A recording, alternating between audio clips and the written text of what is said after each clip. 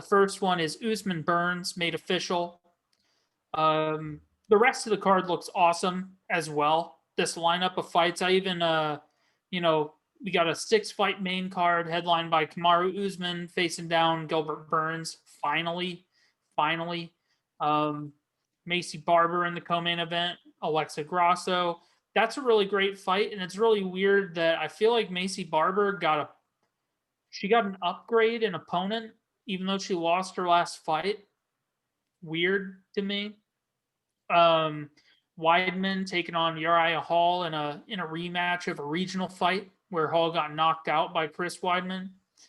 Kelvin Gastelum is back to fighting just normal dudes, and Ian Heinisch.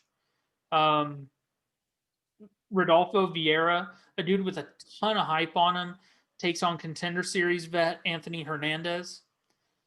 And Pedro Munoz takes on Jimmy Rivera in a fight that I am certain is going to be fun to watch.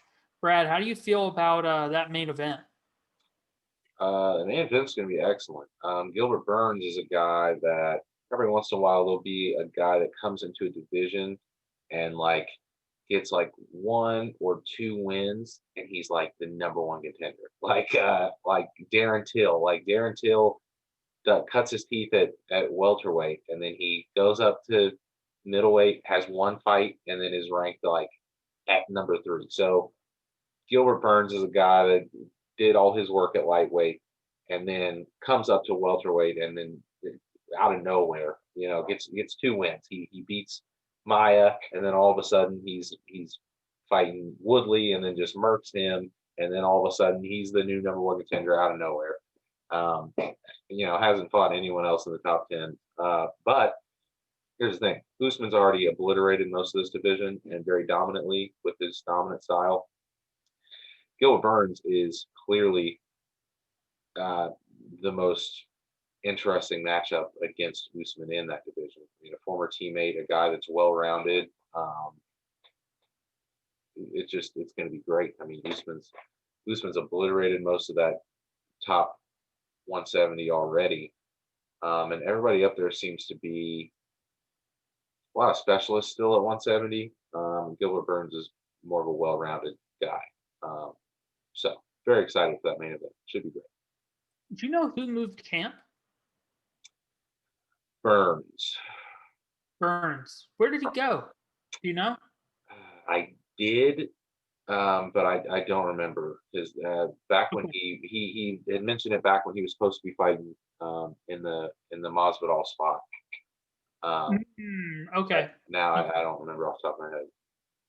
Right. So this fight was made official, and of course, when we get closer to this, it takes place February 13th. We'll go into more detail on the card. But the other fight that was announced to top 3, count them, 3 title fights in a single night. It's finally official. We thought it was official. It was not official, but now it is. Jan Błachowicz taking on middleweight champion Izzy Adesanya. Yeah. So, we thought it was official before, but it turns out it wasn't, but now it is. And, dude, this is a great fight. And it's one that, in my mind, is really not a foregone conclusion. Because the arc for Błachowicz is to be underestimated. And he certainly is in this one. People are just the general feeling, the momentum of the universe for Israel Adesanya seems to be he's going to win it. And that seems to be when Błachowicz wins. Yeah. So yeah, I'm super excited. Also, get ready. Go ahead and buy your Monster energy drinks, because this is going to be a light one. God, 4 champions fighting on one card, 3 title fights. I fully expect some of those to go to decision. Yeah, Oh, I expect all of them to go to decision. it's gonna be a long one. Um, yeah, actually, you know what? If you had to pick one not to go to decision, which one do you pick? Yeah. Oof. Maybe Peter Yan and Aljamain Sterling. Yep, me too. Probably, yeah.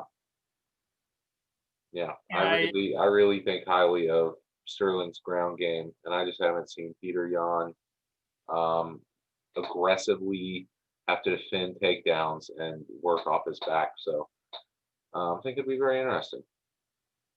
I'm yeah, excited that got rebooked. and then the rest of that main card. Yeah. Oh God, It's only Rakic two versus more Khan fights. is crazy. But the fact that Dominic Cruz is fighting Casey Kenny, that's a really weird matchup to me, man. Yeah. It's really a Like missed opportunity. I feel like there's just more than a couple other fights that would have made sense for Cruz, other than a young dude who, while really good, didn't necessarily have like a signature win. Because in my mind, Dominic Cruz is still a dude where you get a signature win, and then you get a chance to get a signature win over Dominic Cruz. yeah, And Casey Kinney, I mean, he's super good. He's yeah, really good.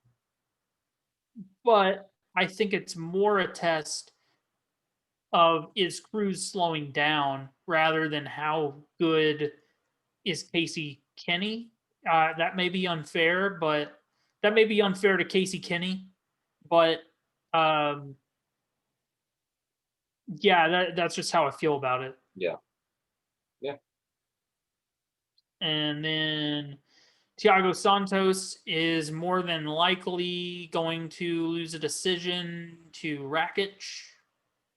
I might actually have him get knocked out by Rakic, honestly.